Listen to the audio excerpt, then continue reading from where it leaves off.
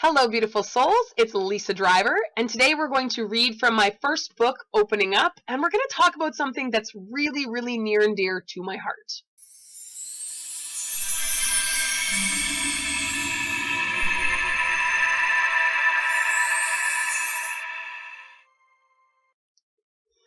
So I wasn't surprised today when I picked up Opening Up and began to flip it open, as I always do, intending that what I'm meant to speak on is revealed, and I flipped to chapter 4, page 25. Now, on this page, I talk about when I first began my spiritual business in 2013, and I did a trade show and had a man come up and tell me to stop channeling the devil, and he called what I was doing voodoo. Now, I wasn't surprised because this is something that's been coming up a lot for me lately. Reflections of extreme Christianity that have been reflecting to me the idea that I cannot combine New Age tools with my Christian background, with my beliefs in God, in a higher power.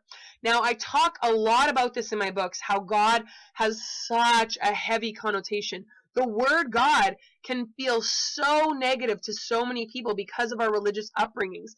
And it's something that I'm addressing in my healing circle that I'm going to be doing, this beautiful virtual healing circle, Soulful Sisterhood Healing Circle, starting in October. And I'm really excited about this healing circle because I think many of us, even if we're content and happy with our religious upbringing or our spiritual upbringing or our lack thereof, we have some stuff around it.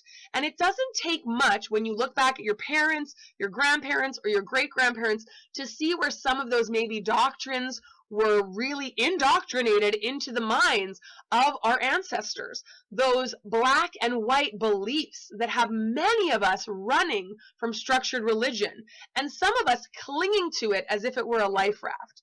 Now, one of the things that I love to teach and that I love is that spiritual tools I have found have connected me deeper with my faith.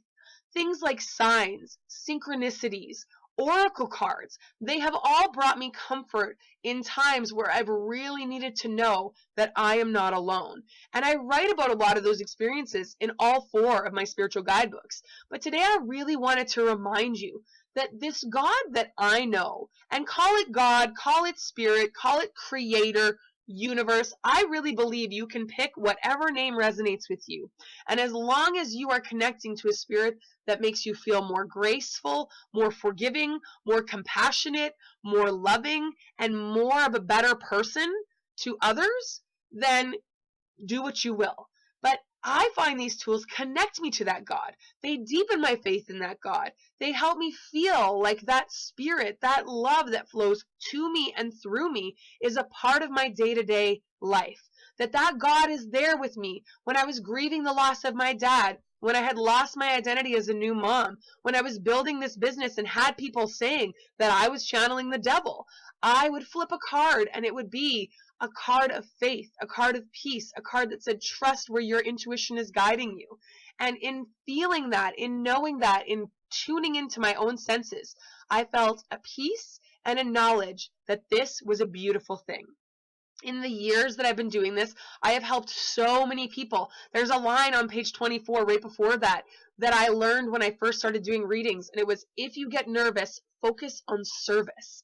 And this is what God wants for us. God wants us to show up and shine and share our unique gifts and light up the world and leave it better than we found it. Whether you believe that God is a nature spirit or in all of the things around us, or whether you're not even sure if that God exists, we can all agree, and we should all agree now more than ever, that being a good human is what matters most.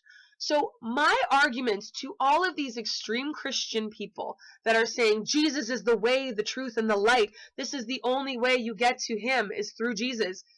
That idea of Jesus, this beautiful figure, was one of love, one of forgiveness, one of acceptance, one of welcoming in your fellow man and really encouraging them to turn the other cheek.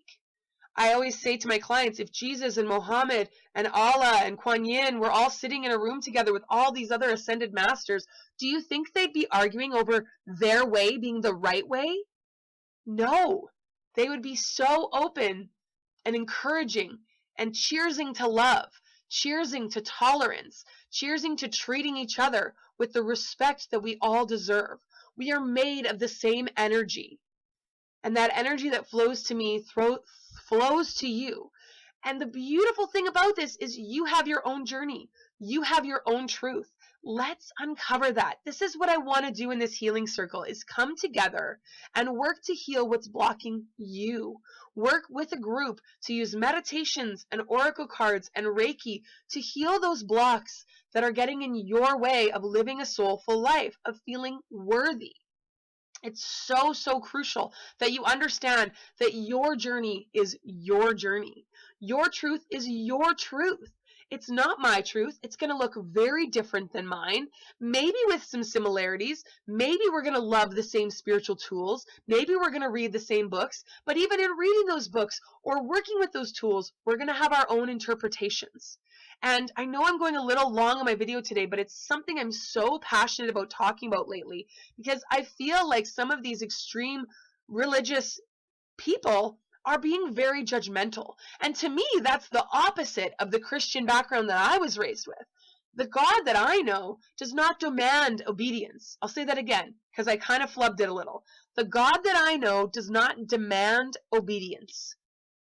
The God that I know asks for love, asks for you to do your best, to show up and admit that you're human and that you don't know everything and that you're gonna make mistakes. But having that forgiveness and that grace for yourself and for others, that's what the God that I know is asking. So how can you let go of those judgments of others and those judgments on yourself? Maybe it's by joining my healing circle. If you want more information, make sure you've signed up for my newsletter. All the details are going out through my newsletter and on my social media. But I'm really, really excited about this. It's going to be virtual. You're going to get some meditations that are really going to help you to amplify that healing, to get out of your own way, to feel more worthy, more open to where your journey is leading you, wherever that may be. I know that it's going to be blessed. I know that it's going to be abundant. You just have to trust and follow your truth. Until next time, you guys, I'm sending you so much love. Talk soon.